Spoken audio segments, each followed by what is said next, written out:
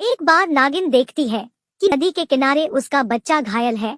तभी वो जोर से चिल्लाती है, किसने किया ये सब? तब नदी के अंदर से जलपरी कहती है, यहाँ पर बिरजू आया था। इतना सुनते ही नागिन गुस्से में बदला लेने निकलती है। इधर बिरजू थकान की वजह से आराम करने एक पेड़ के नीचे सो जाता है। नागिन बिरजू को ढूंढते हुए एक तालाब तक आती है।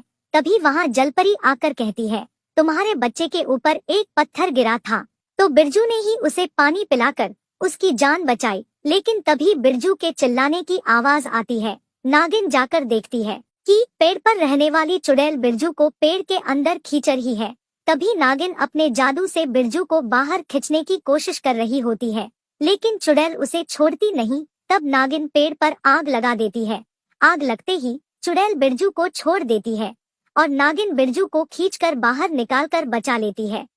फिर दोनों वहां से चले जाते हैं। पेड़ जल जाने के वजह से पेड़ के अंदर रहने वाली चुड़ैल पेड़ के बाहर आ जाती है। अब शिकार करने के लिए उसके पास कोई जाल नहीं बचा था, इसलिए उसे नागिन पर बहुत गुस्सा आता है और नागिन से अपना बदला लेने के लिए नागलोक में चुड़ैल एक गड्ढा बना कर जाती है। कोई भी नागिन वहाँ पर आती तो वो गड्ढा बड़ा बन जाता था और वो उस गड्ढे में चले जाते थे। ऐसे ही गांव की बहुत सी नागिनें उस गड्ढे में चली गई। एक दिन रानी नागिन उस गड्ढे के पास से जा रही थी, तभी वो गड्ढा बड़ा बन गया और नागिन उस गड्ढे में चली गई। अंदर चुड़ैल ने बहुत सी नागिनों को एक पिंजरे में कैद करके रखा था और दो राक्षस वहाँ पहरा दे रहे थे। तभी नागिन अपने नागिन रूप में आकर उन दोनों राक्षसों पर हमला करने आगे बढ़ती है। राक्षस उस पर हथौड़ा फेंक कर मारते हैं। नागिन उनके हथौड़ों को नष्ट कर देती है। जैसे ही दोनों हमला करने आगे आते हैं, तभी नागिन उन दोनों पर जोर से फुफकारती है। दोनों दूर जाकर गिरते हैं, लेकिन तभी वहाँ पर चुड़ैल आती है और चुड़ैल अपने जादू से नागिन की चारों ओर एक कवच बनाती है। नागिन अपने असली रूप में आती है और नागिन एक पिंजरे में कैद हो जाती है। इधर शेषा अपनी माँ को ढूंढते ढूंढते उस गड्ढे में गिरने ही वाली होती है कि नागराज उसे बचा लेते हैं। नागराज शेषा से पूछते हैं कि तुम यहाँ क्या कर रही हो?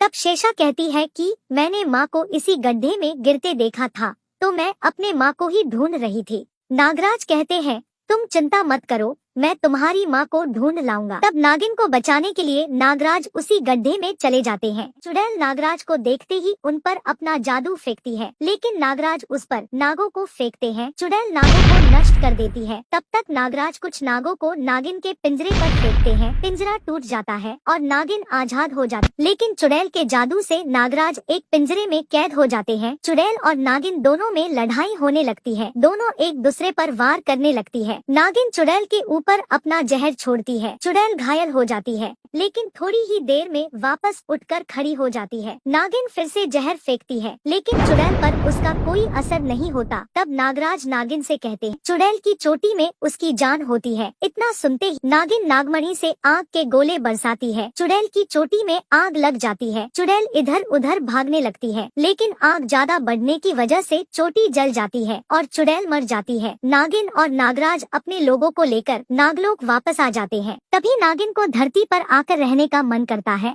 वो धरती पर आकर अपना रूप बदलकर रहने लगती है। एक दिन वो एक साइट पर काम कर रही होती है। तभी वहाँ के जमींदार के लड़के आकर उसे कहते हैं, तुम जल्दी से बेसमेंट में चली जाना, तुम्हारे लिए वहाँ कुछ काम है। जैसे ही नागिन वहाँ जाती है, नीचे एक पिंजरे में एक लड़की कैद होती है। वो लड़की जोर से कहती है, बहन तुम जल्दी से यहाँ से भाग जाओ, ये लोग तुम्हारे साथ कुछ भी कर सकते हैं। अचानक एक आदमी वहाँ पर आता है। वो पीछे से नागिन को साधारण औरत समझकर एक बेहोशी का इंजेक्शन दे देता है, लेकिन उस इंजेक्शन से नागिन को गुदगुदी होती है और वो हंसने लगती है और हंसते हंसते वो अपने असली रूप में आ जाती है। असली रूप में आकर वो सभी पर अपना जादुई काला धुआं छोड़ती है, जिससे वो आदमी अंधा हो जाता है। फिर नागिन उस लड़की को बाहर निकालती है और उसे अपने माँ बाप के पास छोड़कर चली जाती है। अपनी बेटी घर लौट आई। इस खुशी में बिरजू अपनी पत्नी के साथ महाकाल के दर्शन करने चला जाता है। आगे जाने पर दिखता है कि आगे रास्ता नहीं, एक बड़ी सी खाई है। दोनों भगवान से प्रार्थना करते हैं। तभी आगे से एक बड़ा सांप रेंगते रेंगते आता है। दोनों उसे बताते हैं कि पीछे एक चुड़ैल आ रही है और आगे हमें शिवजी के दर्शन करने जाना है। तभी वो सांप उनकी मदद करने के लिए राजी होकर पुल की तरह झुक जाता है। दोनों पति पत्नी उसके ऊपर चढ़ जाते हैं और धीरे धीरे चलते चलते उस सांप के ऊपर से लावा की नदी को पार करते हैं। थोड़ी ही देर में वहाँ चुड़ैल आती है और सांप से आगे जाने के लिए रास्ता देने को कहती है। सांप मना करता है। तब चुड़ैल गुस्से में आकर उस पर बम फेंकती है। चुड़ैल के बम से सांप को धक्का लगता है, लेकिन चुड़ैल को ये पता नहीं था कि वो एक इच्छाधारी नाग है। वो आग उगलने लगता है। उसकी आग चुड़ैल के ऊपर गिरती है और चुड़ैल आग में जलने लगती है। थोड़ी ही देर में वो जलकर मर जाती है।